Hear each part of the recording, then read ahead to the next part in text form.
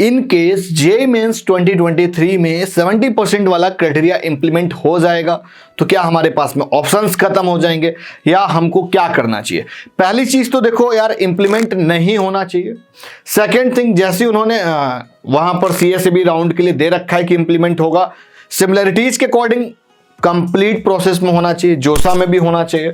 सिर्फ एक प्रोसेस के हिसाब से ऐसा डिफरेंस नहीं हो सकता है।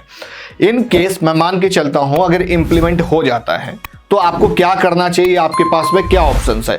या ऑलरेडी बहुत सारे स्टूडेंट्स ऐसे होंगे जो अपियरिंग में होंगे, उनका एक कंफ्यूजन तो ये होगा, क्या सर हम जेईई मेंस दे सकते हैं अगर हमारा 75% से कम रह जाता है? तो यार हाँ, बिल्कुल दे सकते हो। आप अपियरिंग में हो, आप उसके अपियरिंग के हिसाब से आप फॉर्म उसमें अपियरिंग करके फिल कर सकते हो, उसमें कोई दिक्कत नहीं आएगी।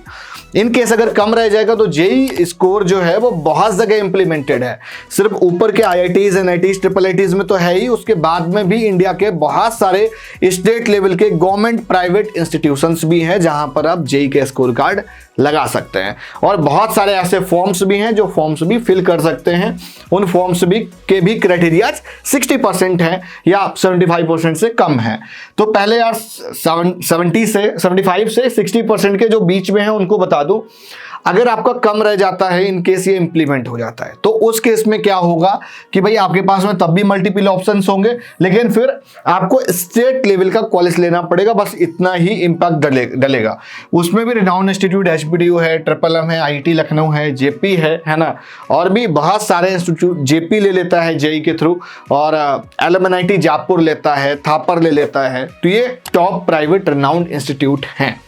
उसके बाद में बहुत सारे एप्लीकेशन फॉर्म आते हैं, वीआईटी, एसआरएम, मणिपाल, इन सब के क्राइटेरिया ऑलमोस्ट 60% है, ठीक है। उसके बाद में आप कमेंट किए, अगर आप बैंगलोर के टॉप प्राइवेट कॉलेज चाह रहे हो तो आप उसके लिए आपको कमेंट के का फॉर्म अप्लाई करना पड़ेगा, लाइक आरवी, एमएस रमैया, आप इन सब के क्राइटेरिया पे भी जाओगे तो वही अप्रोक्स 60% का क्राइटेरिया रहता है।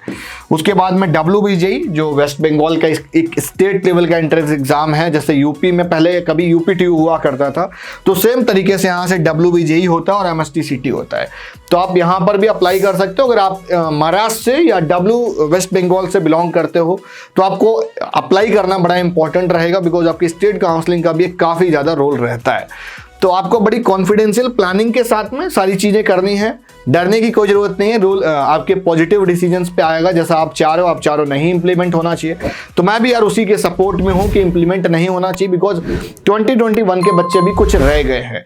तो ये कंप्लीट इन्फॉर्मेशन थी, आई होप सारी चीज़ें समझ में आ गई होंगी। अगर आपके मन में कुछ और डाउट क्वेरीज आ रही है कि सर IIT कितने पे मिलता है, NIT भी कितने पे मिलता है, ट्रिपल IT कितने में मिलता है, क्या कट ऑफ्स रहती हैं, सर उसकी रैंक जाननी है, हमको ये जानना है कितने मार्क्स हम स्कोर करेंगे तो हमको मिल जाएगा, तो आप मुझे ये सारी चीज़ें कमेंट करके बताओ।